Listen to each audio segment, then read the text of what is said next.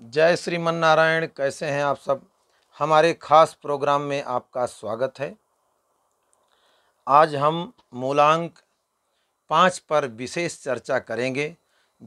जिन देवियों सज्जनों का जन्म दिनांक 5, 14 और 23 को हुआ है, उनका मूलांक 5 है।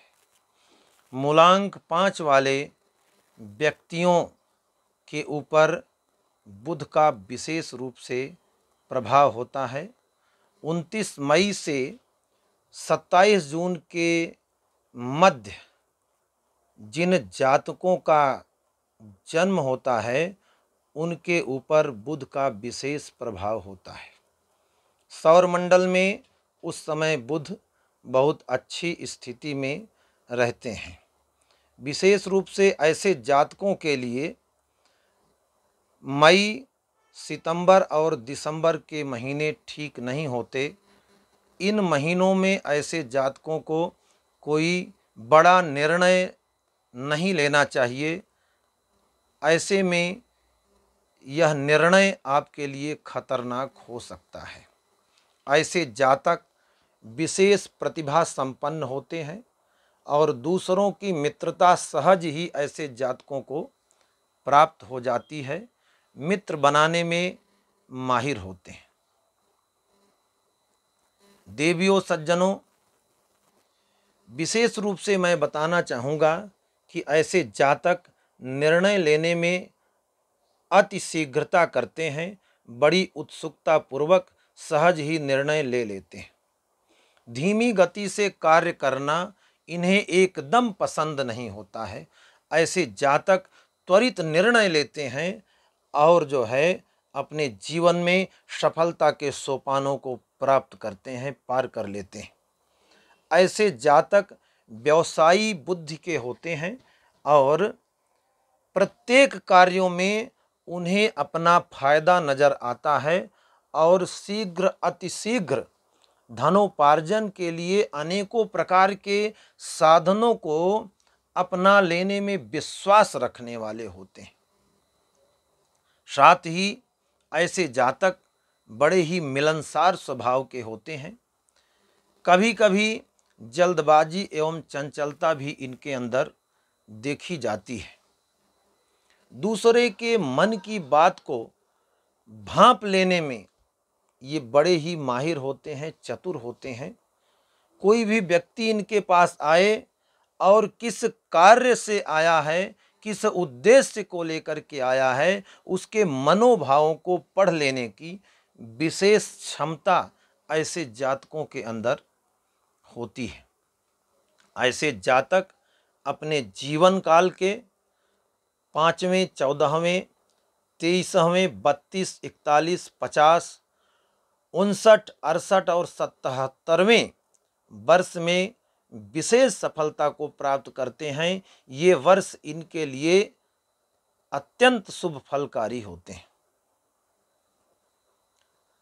21 मई से 27 जून एवं 21 अगस्त से 27 सितंबर के मध्य में किसी भी नए कार्य को प्रारंभ करेंगे, बड़ा निर्णय लेंगे, तो वो इनके लिए विशेष लाभकारी होगा। देवियों सज्जनों,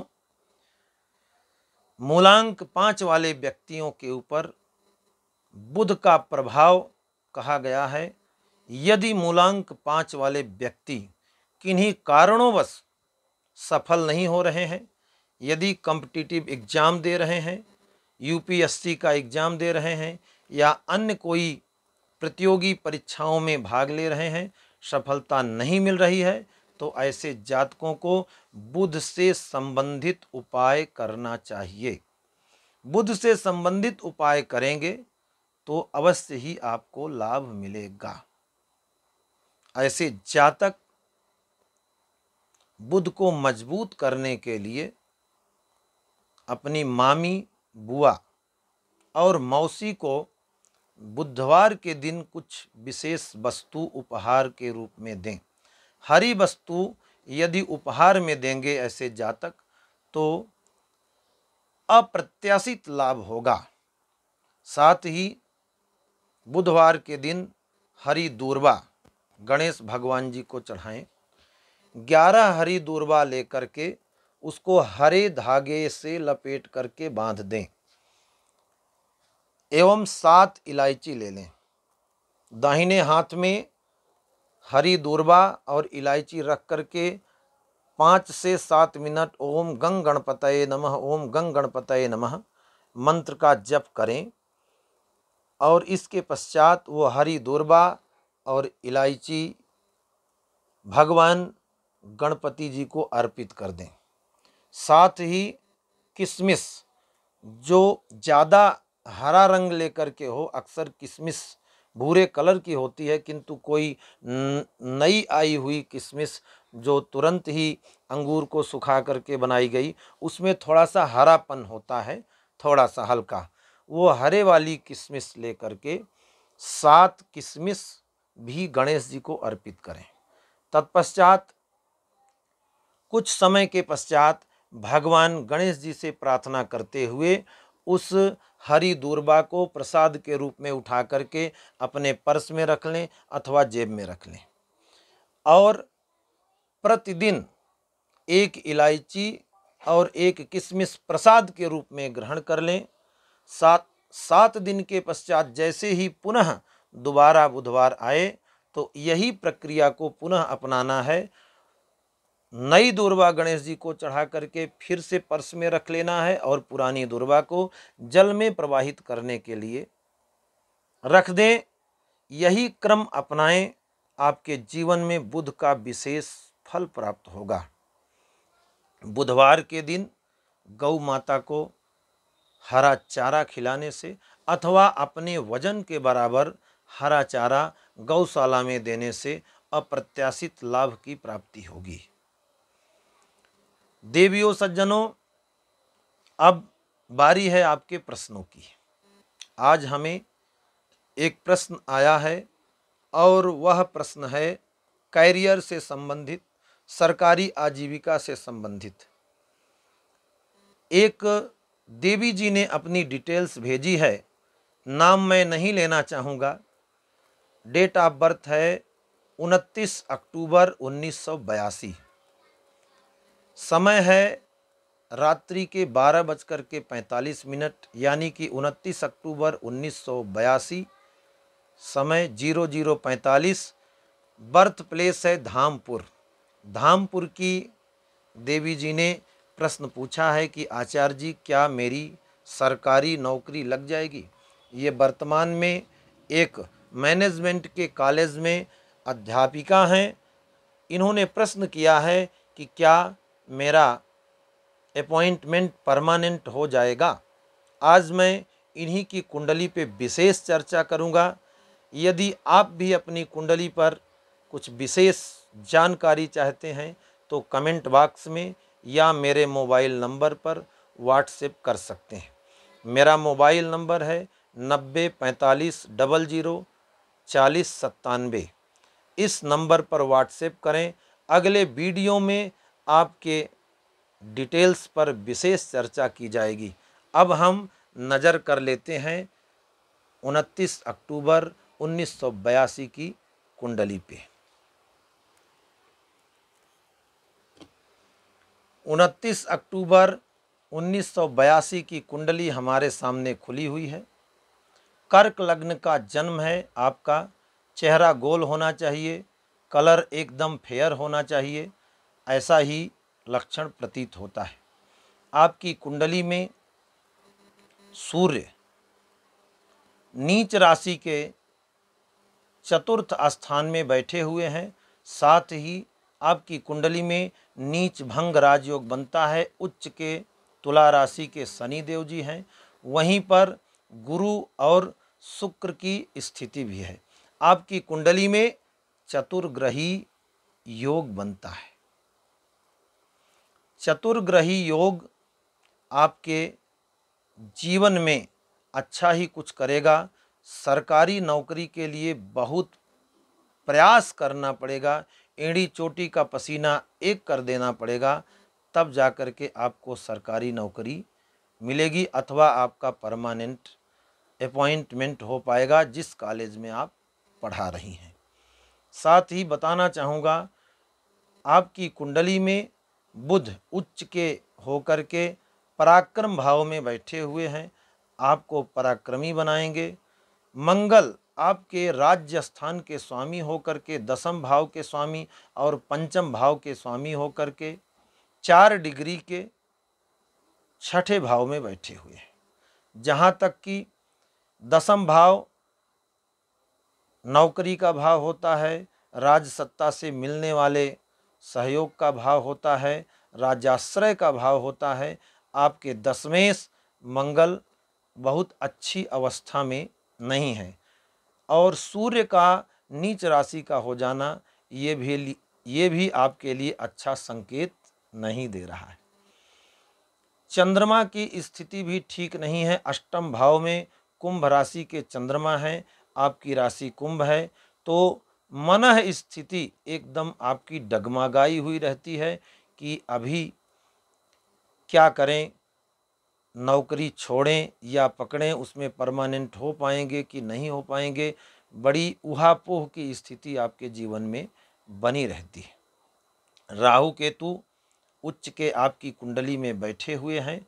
जहाँ तक बृहस्पति की दृष्टि और सूर्य की दृष्टि के आधार पर कहा जा सकता है कि बहुत प्रयत्नों के बाद आपकी आजीविका सरकारी हो सकती है, क्योंकि जातक की कुंडली में प्लैनेटरी पोजीशन के साथ साथ प्लैनेट्स की दृष्टियां भी बहुत महत्व रखती हैं। दशमांश कुंडली और नवमांश कुंडली का भी विशेष महत्व होता है। आपकी नवमांश कुंडली में बृहस्पति, चंद्रमा और मंगल चतुर्थ भाव में बैठ करके दसम भाव को देख रहे हैं। दसम भाव में वृश्चिक राशि बनती है नवमांश कुंडली में, तो मंगल अपने घर को देख रहे हैं। शनि भाग्य भाव में उच्च राशि के तुला के हैं। साथ ही सूर्य यहाँ पर 10वीं मकर राशि में है, तो नवमांश कुंडली में प्लैनेटरी पोजीशन आपके फेवर में है। अब हम दशमांश कुंडली की ओर नज़र डालते हैं। दशमांश कुंडली में आपके शनि की स्थिति उत्तम है। शनि आपकी कुंडली में वर्गोत्तम स्थिति में है, नवमांश में और दशमांश में भी उच्च के हैं।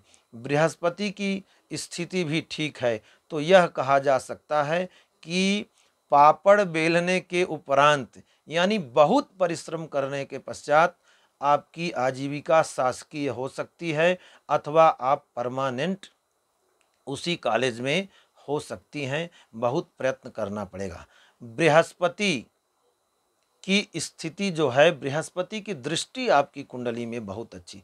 वर्तमान में बुध की महादशा 26 अगस्त 2012 से प्रारंभ होकर के 26 अगस्त 29 तक रहेगी और इस समय राहु की अंतर्दशा चल रही है। 22 फरवरी 2022 से 10 सितंबर 2024 तक राहु की अंतर्दशा के कारण आपके मन में ऊहापोह की स्थिति रहेगी। राहु दिग्भ्रमित करते हैं, राहु व्यक्ति को ड्यूअल माइंडेड बनाते हैं। इसके पश्चात बृहस्पति की अंतर्दशा जैसे ही 10 सितंबर 2024 को आएगी, यह 17 दिसंबर 2026 तक रहेगी। आपके परमानेंट होने के चांसेस हैं, सरकारी नौकरी लग सकती है। प्रयास छोड़िए नहीं। उद्यमेन ही सिद्ध्यन्ति कार्याणि न मनोरथैः। जो व्यक्ति उद्यमशील होता है और सतत प्रयत्नशील रहता है, सतत प्रयासरत रहता है, उसके जीवन में सफलता अवश्य मिलती है। आप निराशावादी न बने, आशावादी बन करके कार्य करते रहें। मेरा आशीर्वाद है आपको और भगवान नारायण से प्रार्थना है कि आपकी मनोकामना को पूर्ण करें। देवियों सज्जनों, अब आपकी बारी है।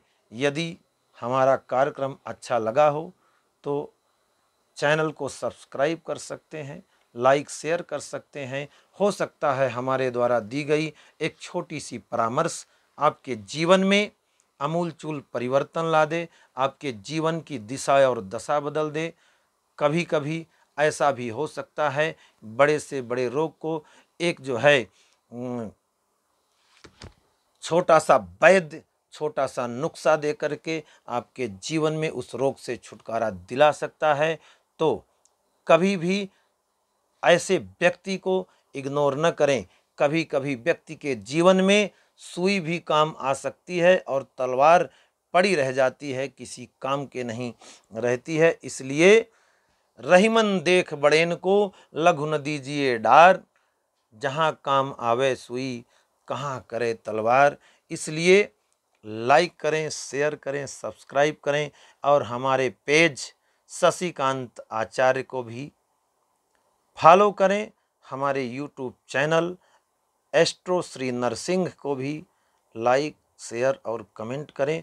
आप भी ज्योतिषीय परामर्श ले सकते हैं। मैं निःशुल्क परामर्श देने के लिए बैठा हूं। प्रत्येक रविवार की रात्रि मेरे नंबर पर फ़ोन करें। आप रात्रि 8 से 10 मैं निःशुल्क परामर्श देता हूं। एक व्यक्ति को 10 मिनट का समय देता हूं। 3 प्रश्न पूछ सकते हैं और आप इस वीडियो को शेयर कर सकते हैं। आपके द्वारा आपके किसी रिश्तेदार को भी लाभ हो सकता है, आपके द्वारा किसी परिचित व्यक्ति को भी लाभ हो सकता है।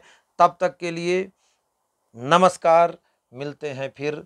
जय श्रीमन नारायण।